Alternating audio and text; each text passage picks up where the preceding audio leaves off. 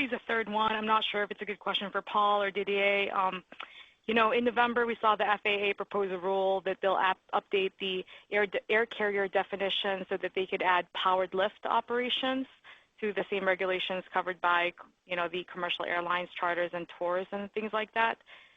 Does this change in rule make it easier for Joby aircraft to operate once it goes into service, since it's, you know, technically would be powered lift? Like, how do we think about that rule for operational performance, and is it different should Joby had stayed as like a fixed wing certification? I guess I'm just trying to understand on the operations side, is this rule positive or negative for your operations going forward?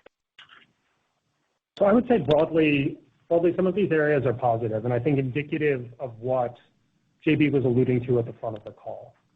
We felt really good about the sort of lean in across the FAA, and that includes not just the certification effort that Didier was referencing when he talks about the progress, the sort of momentum that we're continuing to build on the trade-off of documentation, but that also relates to areas like pilot training and operations. So we think that it's getting the right attention from the right folks at FAA, and they're making the progress that they need to be making, and it's going to be incumbent upon us to just continue to make the progress that we need to make along the way.